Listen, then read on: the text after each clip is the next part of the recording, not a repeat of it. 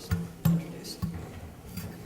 So we have here our part of panel 3, which will be U.S. government policy. Jerry Firestein, long-term colleague of mine, already been introduced, long-term diplomat in Middle East and South Asia regions and ambassador to Yemen. And Jonathan Weiner, who's our special representative for Libya, but also had a long career working on law enforcement and cross-border law enforcement, and was responsible for really incorporating this important region into our daily foreign policy agenda. So these two gentlemen will both speak for about 15 minutes, and then we'll take questions. We just found mics. You might be able to sit where you are if you prefer. Let's see if they're working. Yeah.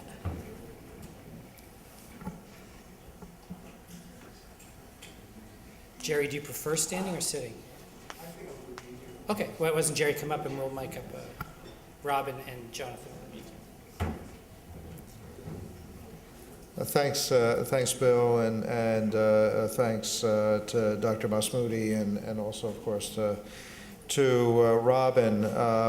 We were asked, I think, to speak to the subject of militarization, radicalization, and democracy's failure to take hold. First, I'd like to congratulate the Center for the Study of Islam and Democracy for its contributions to the discourse that we've had on democracy building in the Arab world over the past 16 years. I can't, unfortunately, stay for the whole panel discussion today, but in the interest of time, I'd like to address the uprisings in the Arab world and focus particularly on the issues of why the 2011 Arab Spring led to such disparate outcomes in Tunisia, Libya, and Yemen. And I'd like to also briefly touch on Syria. My premise is that Tunisia's deep-rooted civil society and bureaucracy contributed to its relatively stable transition, while the lack of these attributes in Libya and Yemen left inexperienced governments unable to manage post-revolutionary challenges. Deputy Secretary of State Tony Blinken and I had an opportunity on a recent trip to the region to discuss these differences among the various transitioning countries as we visited the Gulf and Tunisia last month. A better understanding what led to these different outcomes is vital to U.S. interests, given the impact that these countries have on our strategic and economic engagement in the region. Looking back to the uprisings that occurred across the region during 2011, we see a complex mix of long-standing grievances that generated widespread popular frustration with governments. Poor prospects for employment, unmet demands for political reform, a violation of basic human rights and the dignity of the populations, and the bitter debate over Islamist political participation in the state motivated a diverse range of Arab citizens to participate in protests in Tunisia, Libya, Yemen, and other countries in the region as well. These coalitions proved fragile, however.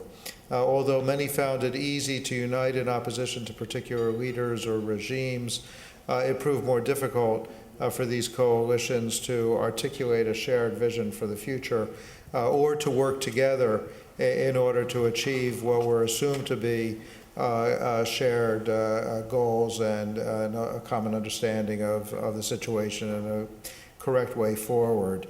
What we've seen is that when the Band-Aid was pulled off, what lay underneath in those societies and those governments wasn't a scratch. It was a pretty deep wound, and it was not easy to repair or to bring those wounds to closure.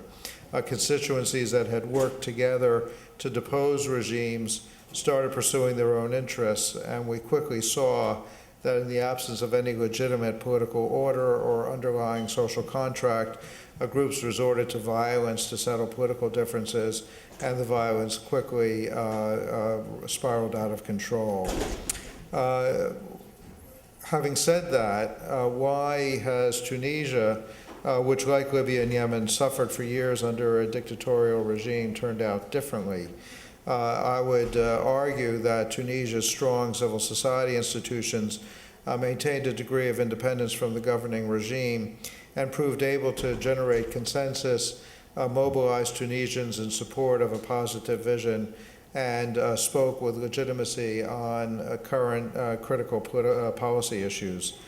These civil society institutions, along with what became a broadly accepted consensus that political violence placed groups outside the pale, were the critical factors that were not present in either Libya or subsequently in Yemen.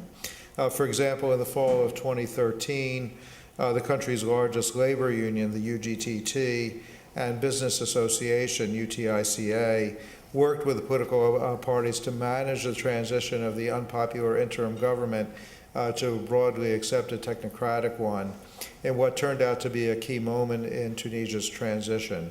The UGTT was able to play this role because it had roots in Tunisian society going back for more than 70 years and it counted 5% of the labor force as members. UGTT and other civil society institutions had the economic clout, the historical legitimacy, and the capable leadership that could step into an uncertain political environment and provide leadership. Libya, by contrast, lacked those institutions. A civil society atrophied under Gaddafi's leadership.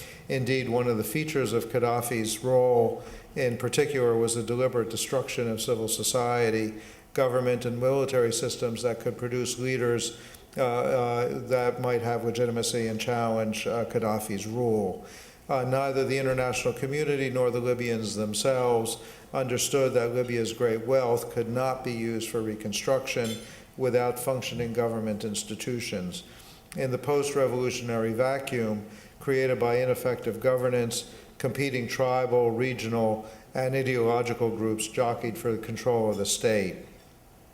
In fact, many Libyan factions prioritized state-building activities as secondary to their goal of seizing control of Libya's financial, military, and governing levers of power.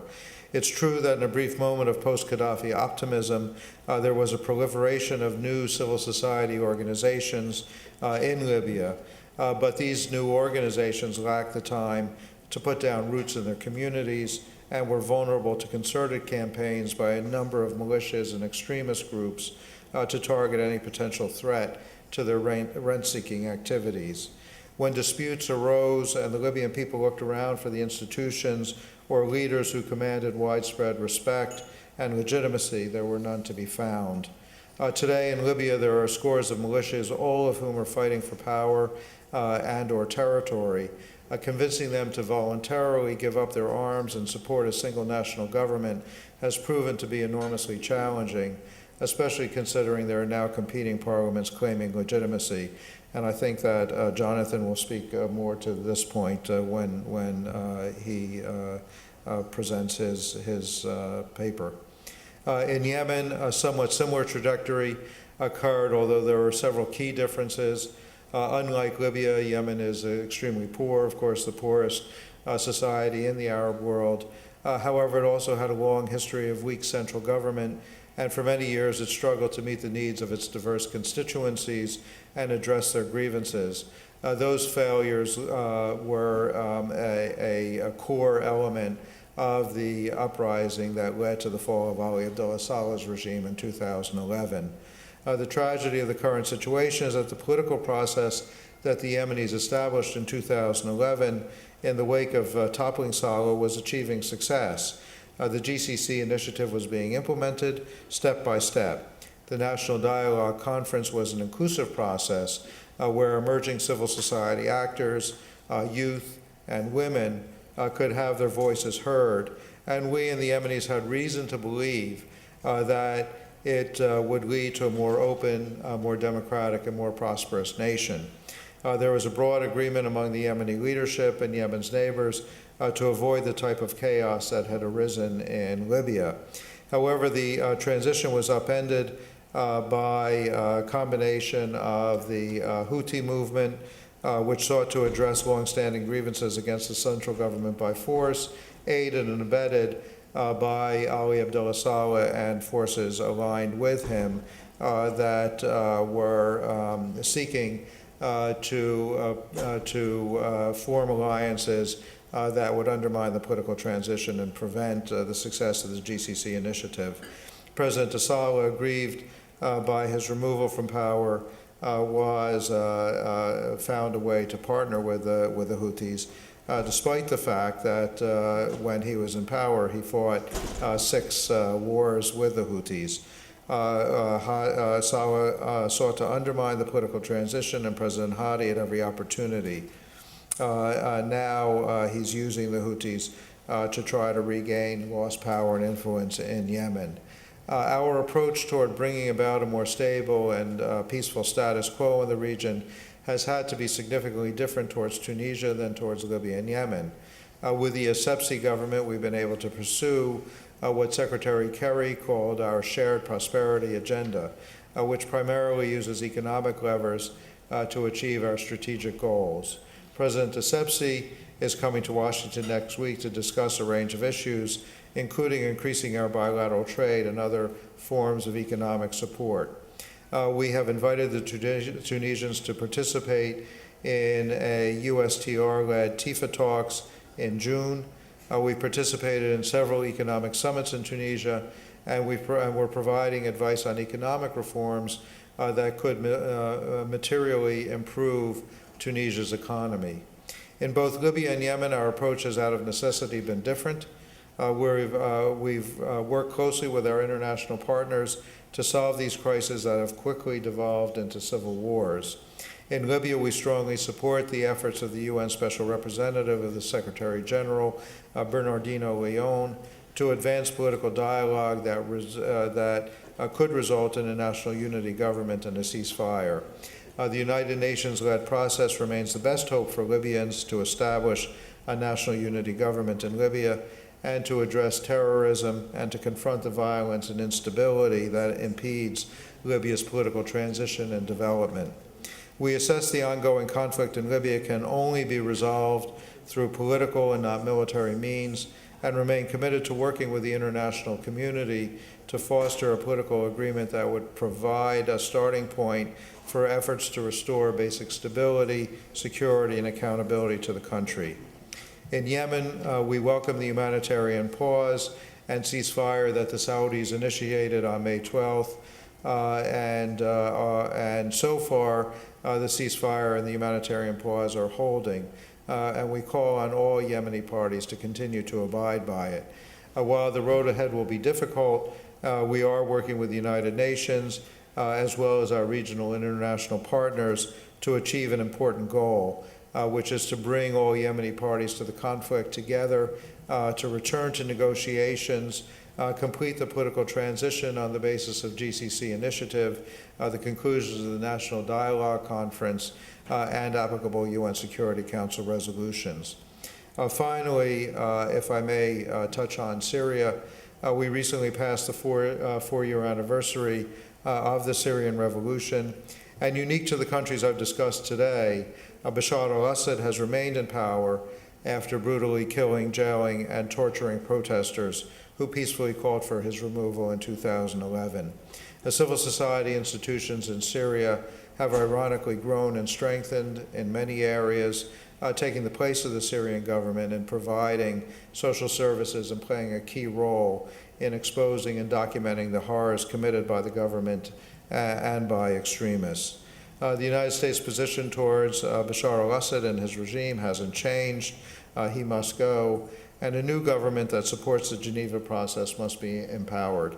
As Secretary Kerry, who had been in Sochi earlier this week, spoke to Russian Foreign Minister Lavrov, said, it's even more urgent for all of us to find willing partners who are prepared to do what is necessary to be able to implement the principles of Geneva, which are a transition to a government that can be secular, maintain the institutions of the state, and transition to peace and stability, protecting all of the minorities and all of the people of Syria simultaneously.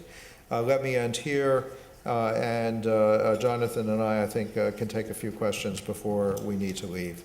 Thank you very much.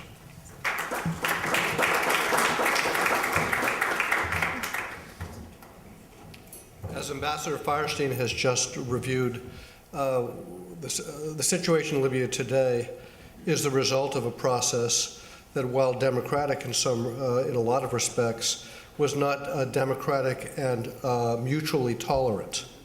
If you look at where Libya is today, it's facing a very grim situation if Libyans do not choose to come together and form a national unity government, I would argue within the next 5 weeks, that is by Ramadan. Libya, my objective test for Libya, if you want to look at how Libya is doing, is to say, in the first instance, is Libya able to support itself? To support itself, Libya has to be able to pump some very high percentage of its 1.5 million barrels of oil available today. It's pumping perhaps 300 to 400,000 barrels a day at a time when oil prices are half what they used to be. So you do the math, and that's somewhere between 10 and 15, maybe 20% maximum in terms of the revenues Libya relies on. Well, you keep doing that, and eventually your external foreign reserves run out. When your external foreign reserves run out, it's hard to import food unless you grow your own, and Libya doesn't grow its own food. It's hard to import gasoline unless you make enough gasoline inside, and Libya, for all of its oil, doesn't make enough of its gasoline inside. Health products, not something that Libya does for itself. It relies on its external hard currency reserves in order to meet the basic needs of its people. So on the oil test, the current situation isn't sustainable. Now, what about support from the people? Well, my understanding is the government in the House of Representatives has put in place in Tobruk and Baida, which we recognize, controls maybe 18% of the national territory. You can argue it different ways. Maybe it's 13%. I've looked at maps. I haven't seen anyone show me a map that would get it up above 25%. Benghazi, of course, has been contested territory now for 10 months. So the national government's not controlling the territory. What about the old GNC government? Well, my understanding was the GNC's authority ran out at the latest in February 2014. And the government had appointed, the prime minister recently was moved out, and a new interim prime minister was put into place. And it's not clear to me how much territory the GNC controls either. Yes. On that side. Ali Ramadan Abu Zakuk, an elected member of the Libyan parliament who refused to be in Tobruk because of the unconstitutionality of it. Also the head of the Libyan American Public Affairs Council. My responses to His Excellency Jonathan Weiner, very good presentation. I see in it a lot of explanation of the reality. I would, ask you for two things. First of all, you stated that U.S. has a balanced position between both sides, which is great. But when we see the international representative not having that balanced position, as we see in the third draft, that makes it really clearly one-sided argument. Government of Tobruk, the Parliament of Tobruk is legitimate, the other ones are not. As if we are really playing cards with the other ones. That's why they rejected it. My question is that you have the authority, the United Nations have the authority. Mr. Leon has to create a discussion group in Rabat or Isma that the two sides should sit on the table together. And whoever doesn't want to sit on the table, let him go home. Because Libya is above all of them. But if they cannot come together on the same table and refuse to meet, if I cannot come with you face to face, what is the reason for the negotiation? Here, I think it's very important, and I would like to see what kind of pressure can you bring with these organizations, with Mr. Leon, and also to tell what President Obama said, the regional powers, take your hands off Libya. Thank you very much. Thank you very much. We'll take a couple of questions. Right. We'll take three. So there's 1, 2, and 3. We're going to get some ladies in. I'll be brief. Thank you very much for your presentations. Ambassador Feinstein, the takeaway from your presentation is almost that strong civil society is able to inoculate all of these other problems. And yet, when you talked about Syria, you do have a strong civil society. So I'm trying to get a sense of what would be the actual policy recommendation in terms of top-down or bottom-up programming, let's say for USAID or any other US agencies. But then the second question I would have is, with regard to Syria, I don't see a partner and ally. The government is awful, Jan is awful, Daesh is awful, and there really isn't a third alternative. So I don't know if you're allowed to say it, but I wanted to press you a little bit on what you thought would be the possible alternative in Syria. One more, back here. Thank you. Munib Girga from Counterpart International. My question is about Yemen. So, except IOM and other few countries that evacuated Yemenis, and actually third national people from Yemen, we didn't see the United States do the same for the Yemeni Americans. Is there a specific reason, especially that this issue been raised by many Muslim organizations and other organizations, that they file a suit against the against the government? Thank you. Yeah, if I can go back on the first question, I think it's an interesting question.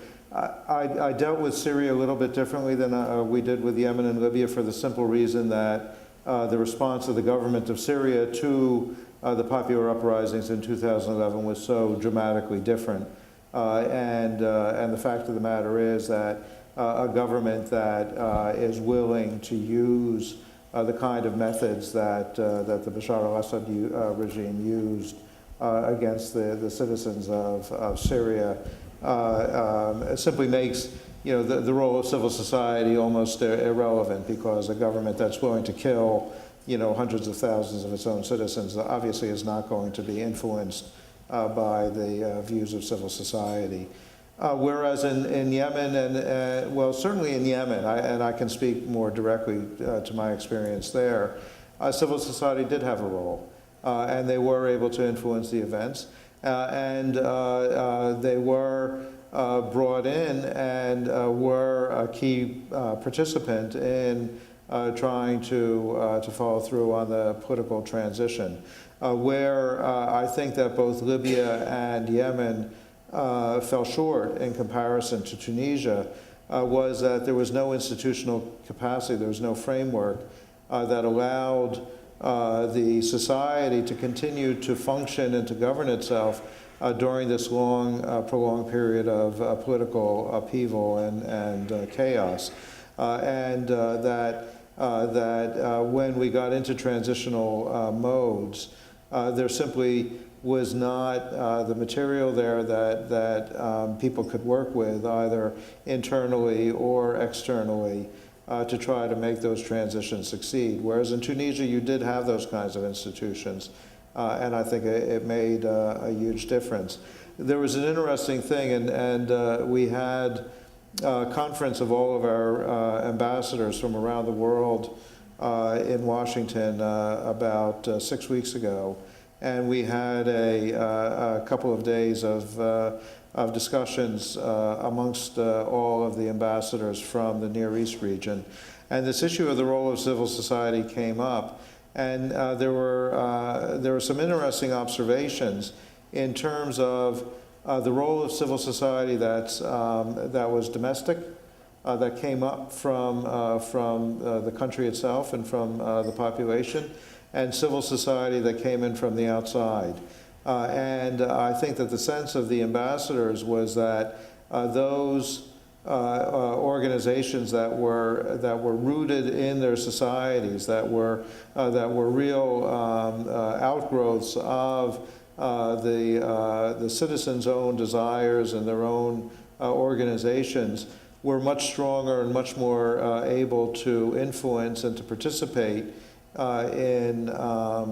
in these activities than the ones that came from outside.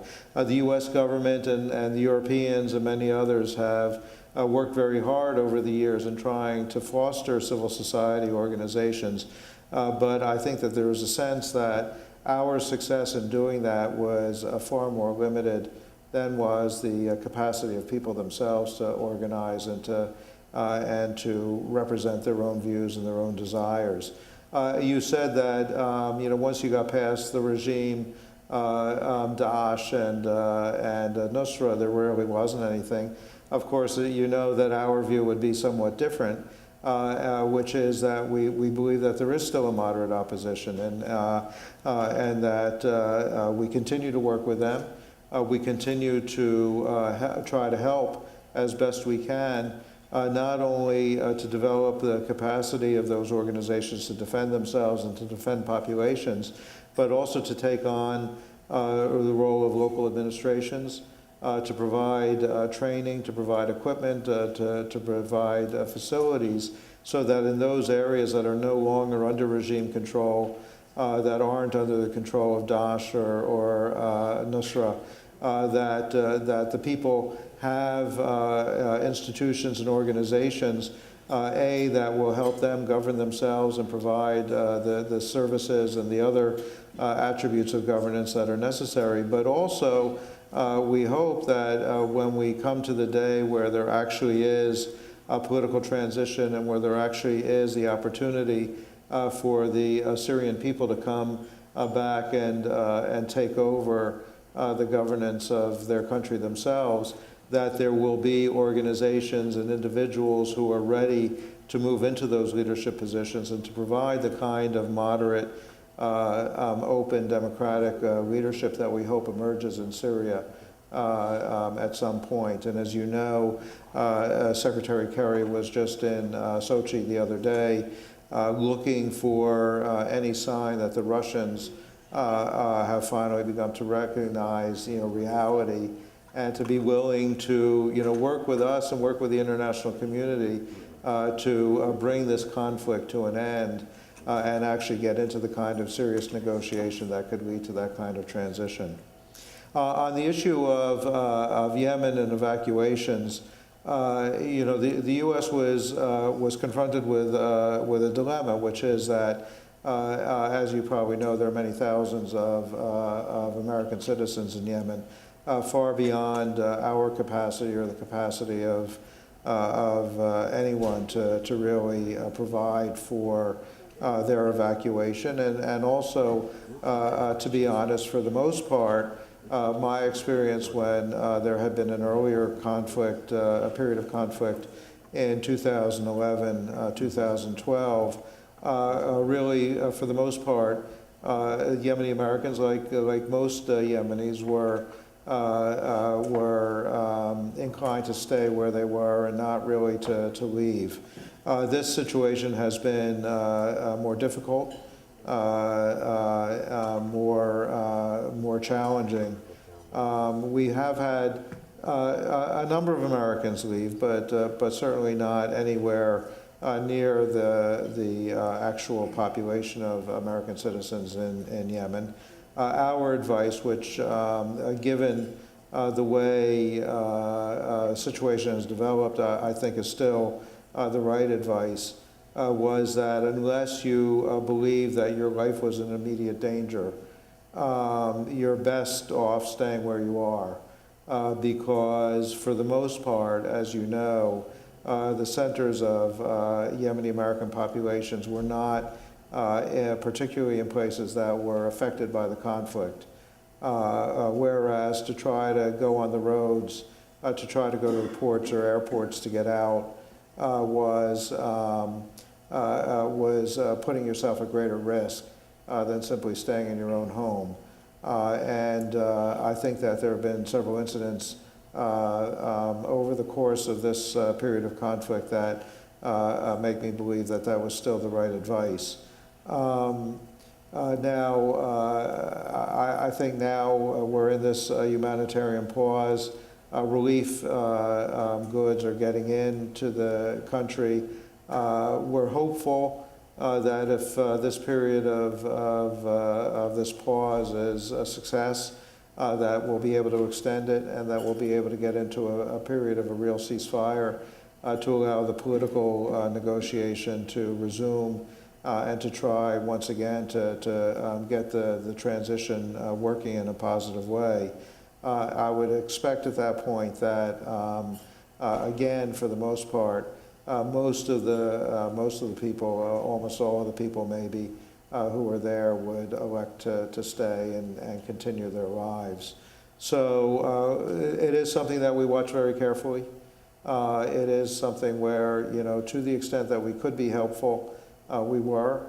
I think that we were also very sensitive to the idea that, given the nature of the conflict, our ability to actually bring in a ship or a plane to evacuate American citizens was going to be more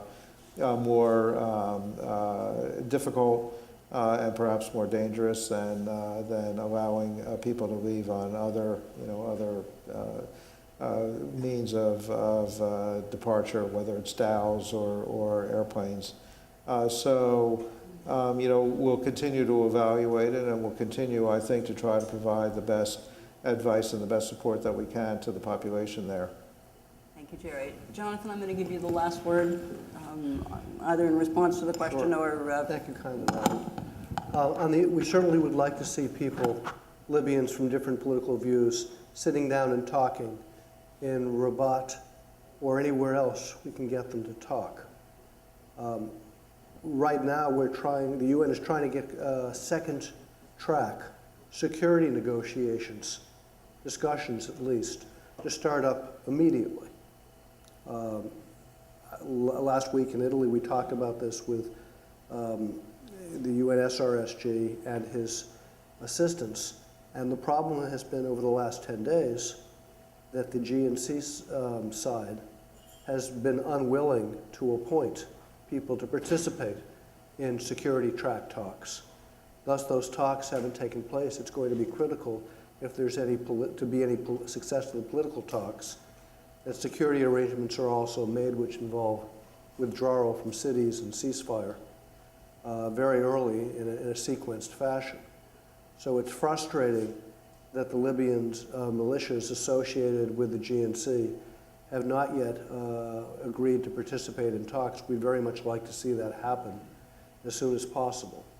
As to the third draft, I think that if one reads that draft carefully, there are opportunities for people across the political spectrum to find ways to use it that could constructively allow them to fulfill to protect themselves politically, to protect their constituencies, and to fulfill their basic goals.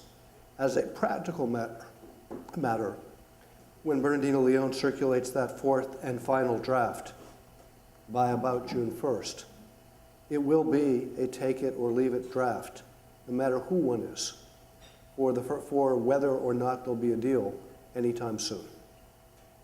And so if people choose to leave it, I suspect we will see the civil war continue for many months to come, destroying more of Libya's infrastructure, Libya's wealth, Libya's remaining political comity. You will see Daesh move in to take advantage of that, and greater growth of extremist-held territory. And the results will be bad. The United States will not be able to, in that environment, come in and support public financial administration, which Libya desperately needs so its government functions better. Will not be able to come in and support constitutional drafting and the building of all the other institutions. The auditing functions that's necessary, the enhancements to the energy sector that are needed, the reconstruction efforts that are needed. We won't be able to do that. Italy, Germany, France, UK, EU won't be able to do that. So Libya will have left itself in a situation where people are afraid to come into the country, and in which it's fighting internally. Its people are fighting with one another, and there's further deterioration. I think that would be a really bad outcome. I know for the United States that if we had a situation where our international airports were mostly closed and where people from all over the world said, I can't go to the United States, it's not safe, and there's no government that will protect me if I get there, that we would be a much diminished country. And our population is what? How many times the size of Libya's?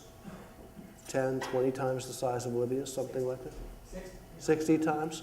I'm a lawyer, I'm not a mathematician or an economist. So we would be a much diminished country.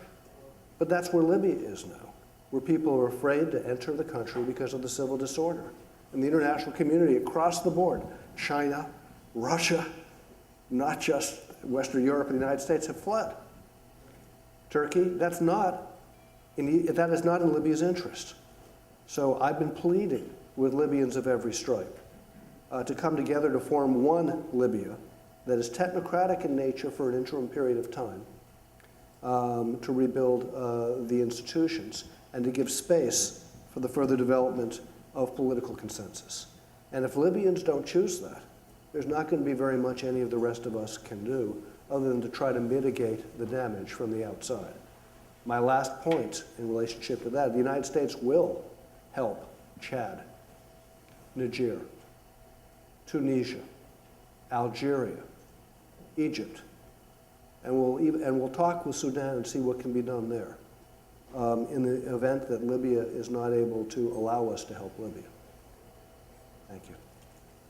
Please join me in a round of applause for Jonathan Wine and Jerry Firestein. They have very, very busy days, and I know they both need to leave, and they work on some of the most challenging issues. So thank you very much. Thank you. And Mr. Ghadabian are going to be right here, so just stay where you are, and we're going to bring the other two up. Okay, I'll ask everyone to quiet down, please. Panel 3 is continuing right now.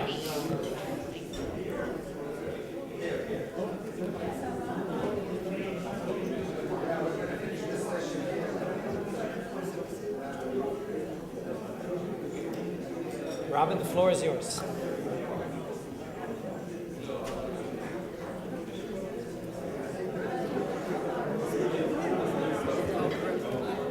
Okay, we're going to continue now with panel 3. We broke it into two sections.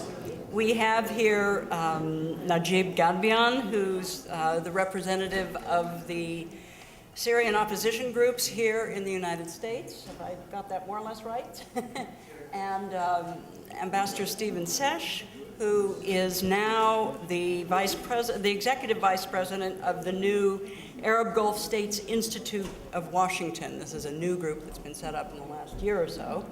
But equally important, he was ambassador to Yemen right before Ambassador Firestein. So they're both going to speak for about 5 minutes, and then we'll have a Q&A. Thank you. Thank you. I was told 10 minutes, so I'll do it in 9 minutes. Okay. Just Syria in 9 minutes. I want to thank the CSID for, again, the opportunity to address Syria.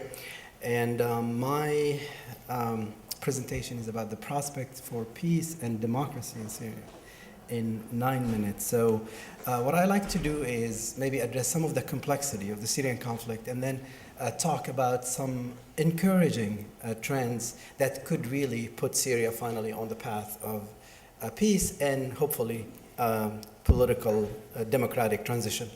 The complexity of the Syrian conflict derived from the fact that it's a few months after the peaceful protest was forcefully repressed by the Assad regime, it turned into an armed conflict. And eventually, a year later, the regime escalated its use of violence to include all kinds of weapons against the Syrian population. I would suggest to you that there were a couple of developments which really complicated the effort to find a peaceful solution to the Syrian conflict. One of those is the use of chemical weapons against the Syrians. Even though this was communicated to the Syrian regime that the use of chemical weapons is a red line by the US administration, the fact that the regime violated this red line 13 times before it finally used it at a large scale. And the administration decided that it was enough.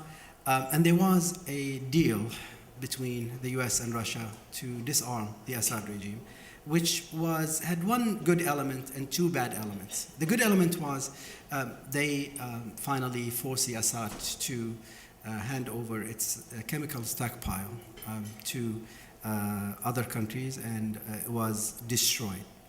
But the two negative elements of this deal was, number one, the Assad regime was allowed to kill by other means. And since then, we've seen the escalation of the use of the regime's favorite weapon, which is barrel bombing. So since then, the figures of 60,000 Syrians killed by barrel bombing is about conservative estimate.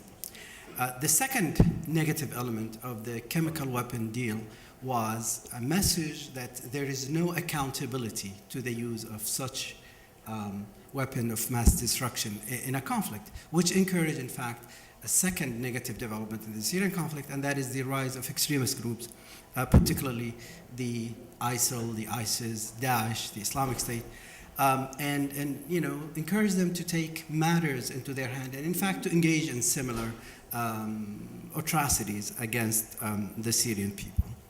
The third negative, maybe force in the Syria conflict is the fact it became a regional conflict, especially with the intervention of Iran directly through sending its revolutionary guards or Hezbollah or other Shiite groups to fight directly in the Syrian conflict. And actually that was a turning point that the Assad was convinced even further that he can win the conflict. So those were, in fact, some of the factors that complicated the search for a political solution in Syria. Now, I'm going to talk about some of the positive trends and maybe encouraging trends that could facilitate the search for a political solution in Syria. The first one, there is actually a framework for ending the Syrian conflict, and that is called the Geneva Communique. It's a document was agreed upon by both the US and Russia. We in the opposition, most of the moderate opposition, endorse that statement, and it kind of envisions the creation of what is called a TGB, which is the transitional governing body made up of both sides of the conflict and maybe others, which would administer a transitional period leading into a constitutional assembly and elections. Following that, the kind of endorsement of that communique, there were 2 rounds of negotiations in Geneva between the opposition and the Syrian regime, which basically failed. By the way, just yesterday, Assad attacked a school in Aleppo, killing 12 school children by barrel bombing. I think this must end. This is the beginning of finding a way toward a peaceful solution in Syria and hopefully later toward democracy. Thank you.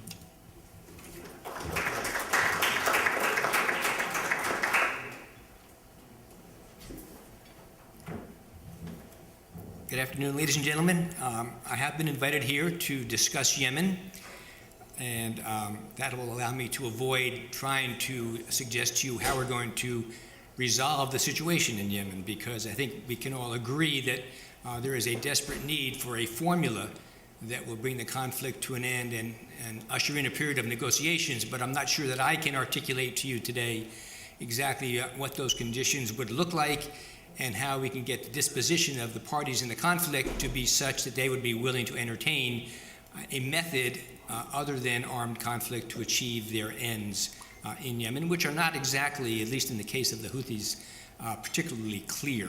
I think the Saudi goals may be clear, even if the means they've chosen to achieve their goals is unlikely to be successful. But let me go back for a second, because I did want to talk about the conditions that exist in Yemen today. And my premise is that, as befits a very poor, fragile, and strategically important country such as Yemen, it has become basically a playground for large regional powers to get in and muck about.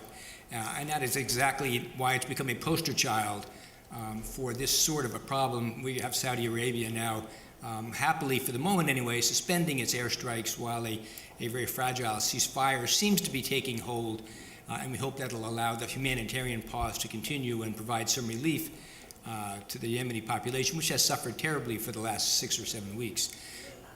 Excuse me. But I think what, to me anyway, the Saudi air campaign has much less to do with Yemen than it does have to do with sending messages to external and internal parties. In the first instance, the Saudis and their Gulf allies are sending a very strong message to Iran. And that message is, we will not allow you to meddle in our neighborhood, in our backyard, in this part of the world we call the Arab backyard is ours, and you're not going to be able to do what you have done, which is infiltrate, use proxies, destabilize, and create insecurity. This message has been very clear.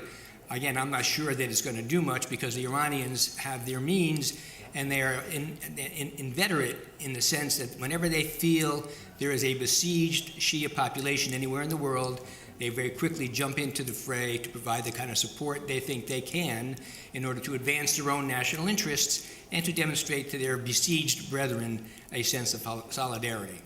Nevertheless, this is the first and I think the principal audience for what the Saudis are doing in Yemen. Now, of course, as we've heard a moment ago, at the Camp David summit today, the issues of Iranian interference in the Arab world will be very much focused on. And I think the Iranians themselves take great pleasure in stoking this Arab fear.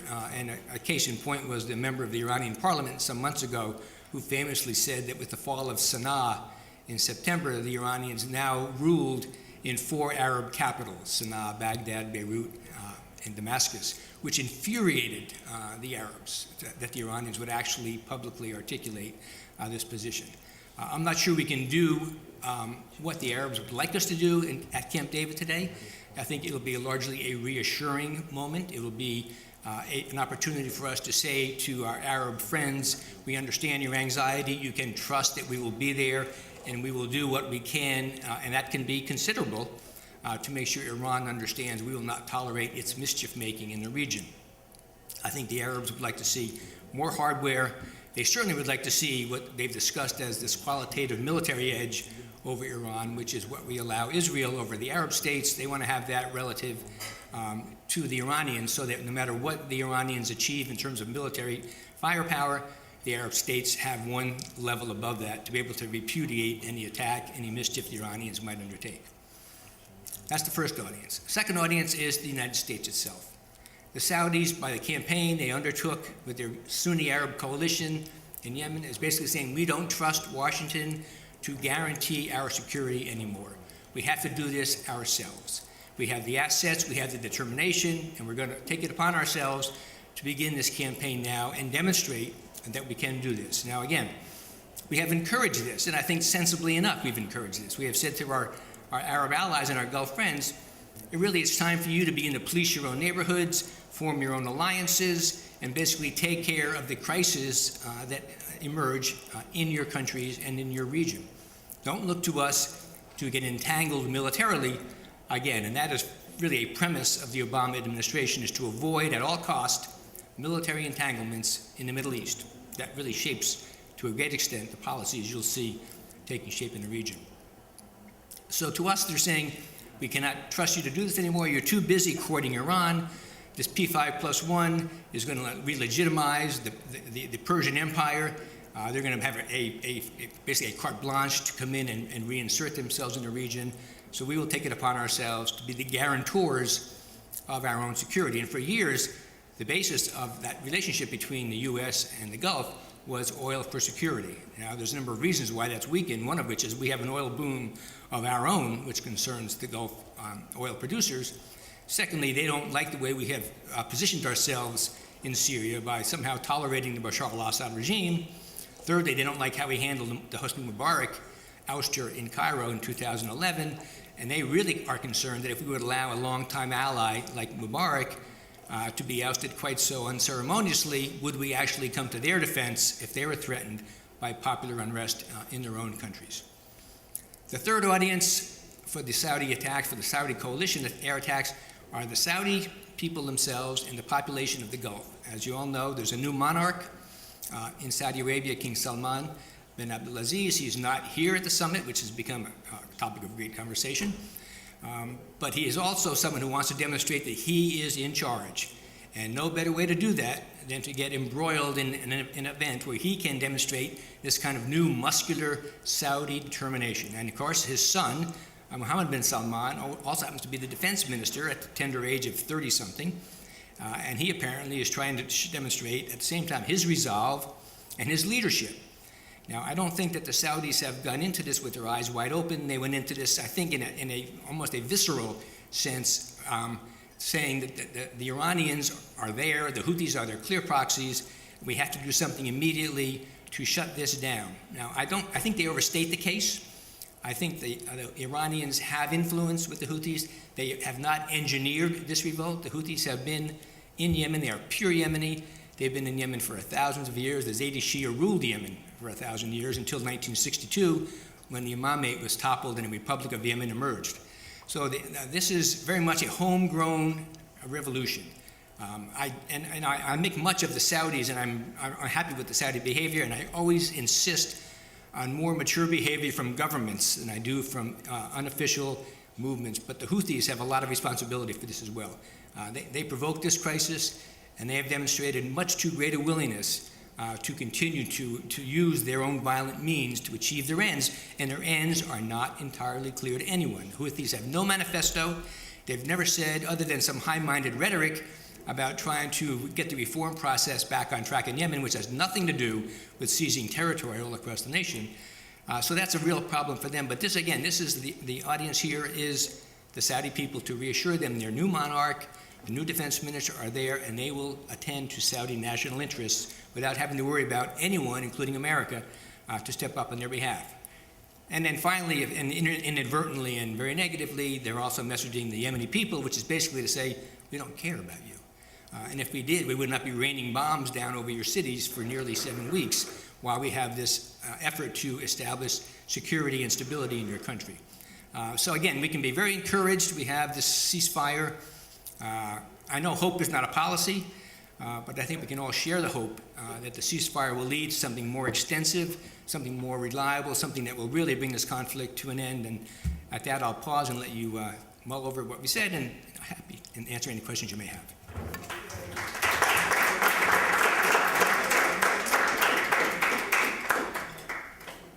I'd like to take 3 questions, groups of 3 questions. Please identify yourself and ask a very brief question, please. Who's got the microphone? Gentleman there. Dave Ottaway from the Woodrow Wilson Center. On Yemen, what is your estimate of the support for Hadi's exiled government at this point among the tribes of Yemen? David, I think Hadi he's so damaged at this point. I cannot imagine him even returning in the presidency. And I think when he appointed Khalid Baha as his vice president 2 weeks ago now or so, it was pretty much done with Saudi blessing, which is fundamentally to say there's a transition afoot here. They didn't announce this, but I do believe that it will not be a Rabu Mansur Hadi government that will try to restore legitimacy. It'll be someone else. And I do believe that there can be some kind of a national unity government with an interim consensus president, and I don't believe it'll be Hadi. And I do think that his support really in Yemen is minimal. Down in the south there is some, but I don't think that it's going to survive. I think, again, Yemeni tribes are notoriously fickle. And there's an old saying in Yemen that you can't buy a Yemeni tribe, but you sure can rent one. And I think that what we'll see here is Yemeni tribes' loyalties changing enormously as the landscape changes in Yemen. Hi, my name is Matthew. I'm a Syria researcher.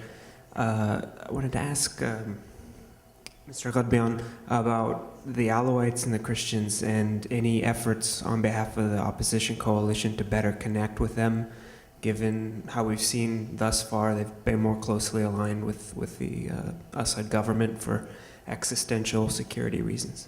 At least that would be their take on it, and I just wanted to know what you had to say about that. Should we take another question? We'll take one more. All right, we keep running the microphone.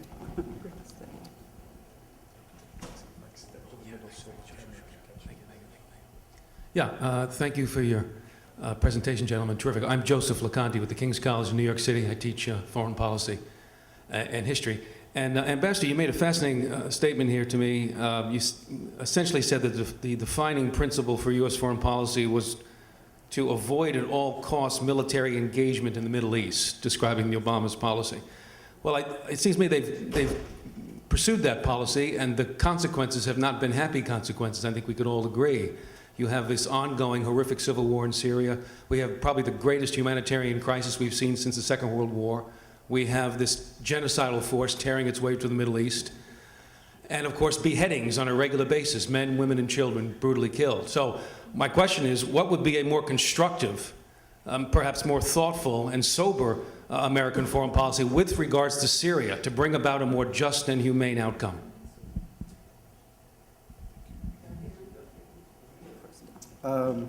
Is this working? Yeah.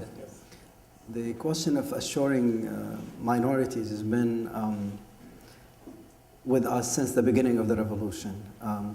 It's true that both communities, the Christian community, and there are differences. I must distinguish between the attitude of the Christian community and the Alawite community. The Christian community has been, I would say, on this side. They haven't really taken sides in the Syria conflict. There are a lot of fear that, especially exacerbated by the conflict in Iraq, elsewhere, where if you have the rise of extremism, it would target minorities, and Christian minority was a case. I think lately we have a case of Daesh, which took about, close more than 100 Assyrian Christian hostages. But the fact of the matter is this, Daesh killed more Sunnis than any other minority or community. When it comes to the Alawite community, it's unfortunate that the main support that Assad receives is still from that community. And we've tried over the years to send assurances that this is in essence is a revolution to change the rules of the game in Syria, and it's not a revolution against a specific community, specific minority, that the Alawite has suffered like everybody else, and we need to find a place for them in the future of Syria. I think those kind of messages continue to be communicated. I think they need to be maybe reasserted now. We see some signs of maybe a crackdown within the regime as it retreats, and we welcome that. I think our challenge has been to find a partner on the other side, on the side of Assad, that has not committed as much crimes against humanity and war crimes, and credible for the other side that can be assuring. But I think messages and documents are by themselves are not enough. That's why we are open to the ideas of a maybe a kind of a stabilization force post-Assad that even can have non-Syrian elements to again assure that there won't be any kind of backlash against any minority in Syria. At least that's what we are in the coalition, in the Syrian moderate opposition committed to do. I'd like you both to comment on that question, starting first with Steve. I'll start. I'll let Najib take the hard part, which is what do you recommend we do better in Syria, okay? But let me just begin on this, which is to say that I don't disagree with your assertion that we have suffered as a result of a very public aversion by our president to send American troops back into the region. Now, he will respond that this is very much in keeping with the American public's feeling. They're fatigued with war. They don't want to get embroiled in any more conflicts far away from home.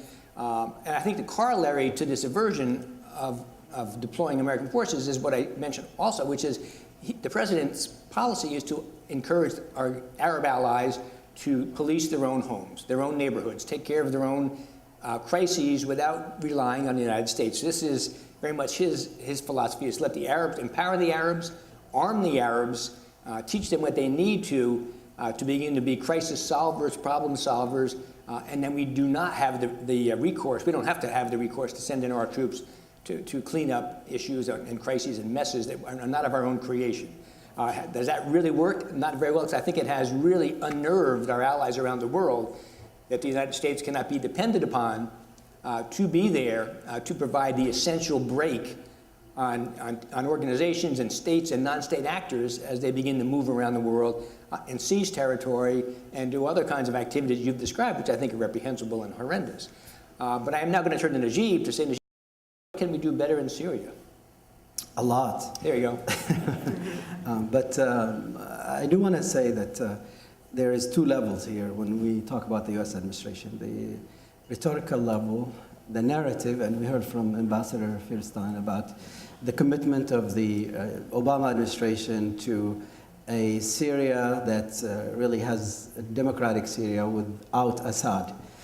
At the practical level, I think it's the main problem has been with the Obama administration is really the lack of political will and political leadership. We do agree with the administration that we don't want military intervention in Syria. That's not been the issue at all. So I think sometimes when you say we need more involvement on the U.S. part, we're not talking about U.S. troops. That's not needed. I think the administration in the past, I mentioned the example of the chemical weapons deal. I think it was good that the administration disarmed Assad. But notice, because they did not insist on accountability, Assad continued to use chemical weapons. The chlorine gas has been consistently used and documented by the UN, and that's in violation of that policy, of the agreement of UN Security Council resolutions. So when you don't introduce accountability, I think this is a serious problem. When we went to Geneva, I remember we met with the Secretary Kerry, and he insisted, you have to go to Geneva. And we asked him, okay, what if the other side is not serious? What if the other side does not show any willingness to negotiate in good faith? He said, you will see more support. We went to Geneva. The other side basically refused to negotiate and failed that process. We haven't seen that promise, of more support to the moderate forces. What that created, it really empowered the extremists at the expense of the moderate. Finally, the administration introduced something called the Train and Equip program to fight Daesh, and we welcome that because Daesh and the regime, from our point of view, are the two faces of the same coin, as we call them.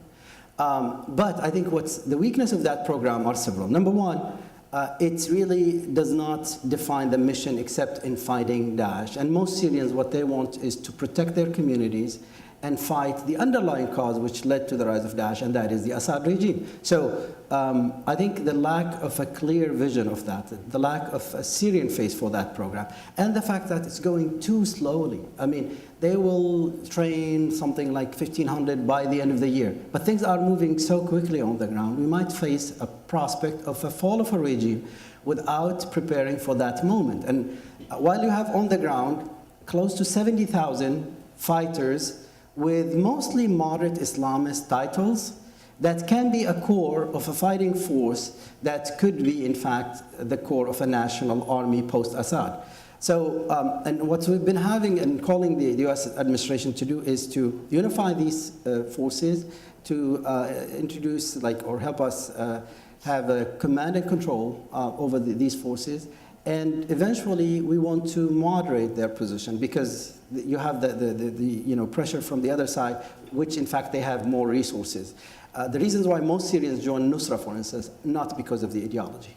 It's because at one point they offer them salary, food, and munitions. And so how do you deal with that? Empower the moderate opposition. So again, I'm just highlighting few ideas short of US intervention in Syria that could change the dynamics on the ground in order to reach a political solution. Thank you very much. That's all we have time for. I'm sorry to cut this off because it was a very rich discussion, but let's have a round of applause for Dr. Ghadbian and Ambassador Sachs.